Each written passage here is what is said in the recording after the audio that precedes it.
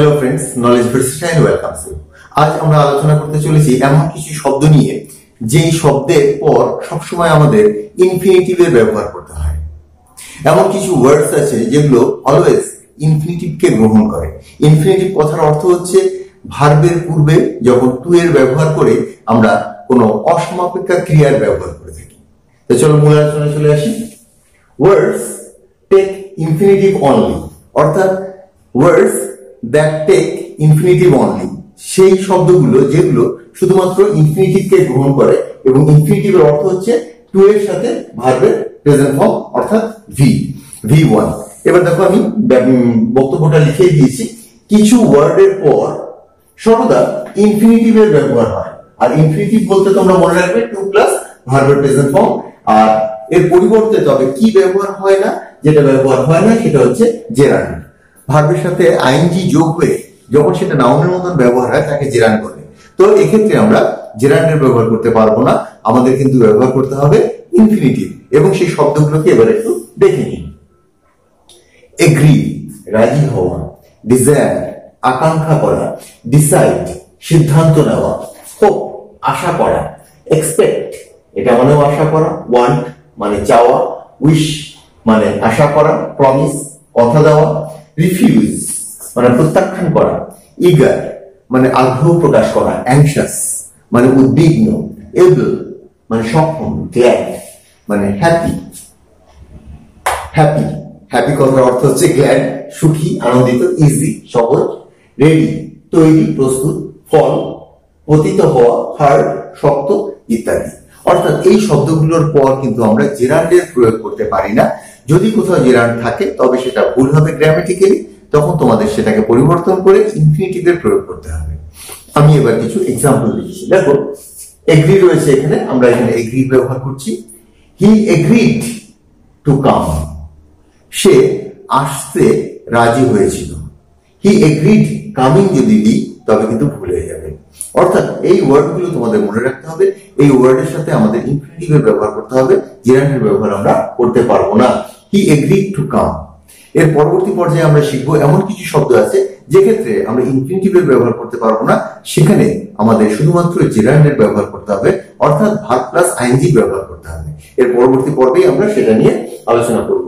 He agreed to come, সে আসতে রাজি হয়েছিল, কামিং নয়। এখানে টু কাম এটাই কিন্তু আমাদের ইনফিনিটিভ। নেক্সট সেন্টেন্স দেখো, I desire to take a nap, আমি একটু ঘুমিয়ে নিতে আশা প্রকাশ করি বা আকাঙ্ক্ষা করি। মানে আমি চাই, আমার মনের ইচ্ছে সামান্য একটু ঘুমিয়ে নিই, অল্প সময়ের ঘুমকে ন্যাপ বলে। এখানে ডিজায়ারের সাথে আমরা কিন্তু টেকিং ব্যবহার করতে পারবো না। I desire taking a nap হবে না, I desire to take a nap, taking নয়। তারপরটা আমরা ডিসাইডের ব্যবহার করেছি। ডিসাইড মানে সিদ্ধান্ত নেওয়া, এখানে আমরা পাস্ট টেন্সের ব্যবহার করেছি decided. He decided to play here, সে সিদ্ধান্ত নিয়েছিল এখানে খেলার। To play here, playing here বললে ভুল হয়ে যাবে। He decided to play here, সে এখানে খেলার সিদ্ধান্ত নিয়েছিল। Do you want to stay here, তুমি কি এখানে থাকতে চাও? এখানে ওয়ান্ট ব্যবহার করেছি আমরা, এখান থেকে আমরা ওয়ান্ট পেয়েছিলাম যে ওয়ান্ট, তার মানে ওয়ান্টের পর আমাদের টু প্লাস ভার্বের প্রেজেন্ট ফর্মের ব্যবহার করতে হবে। Do you want to stay here, তুমি কি এখানে থাকতে চাও? স্টেইং নয়, কিন্তু স্টেইং দিলে আমাদের ভুল হয়ে যাবে। নেক্সট সেন্টেন্সটা দেখো, they expected me to go, going নয়। they expected me, তারা আমাকে আশা করেছিল to go, চলে যেতে বা কোথাও যেতে, মানে আমার যাওয়াটা তারা আশা করেছিল। they expected me going এটা লিখলে ভুল হয়ে যেত, অর্থাৎ জেরান্ডের ব্যবহারের ক্ষেত্রে হবে না। they expected me to go, তারা চেয়েছিল, তারা আশা করেছিল আমার চলে যাওয়া।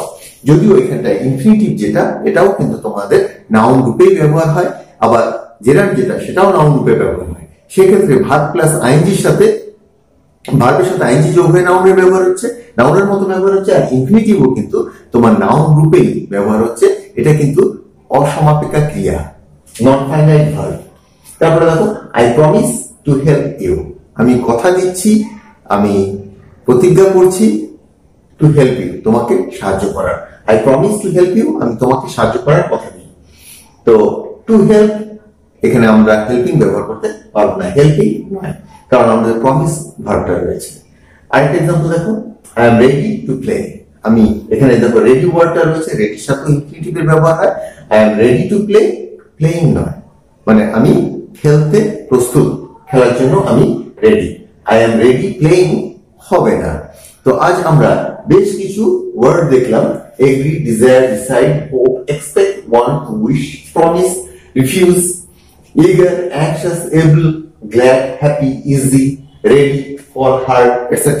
এই ওয়ার্ড গুলোর পর তোমরা ইনফিনিটিভের প্রয়োগ করবে, জেরান্ডের প্রয়োগ করবে না।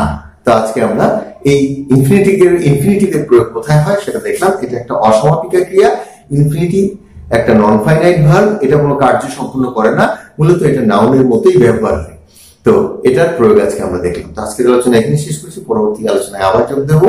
Till then, see you, bye.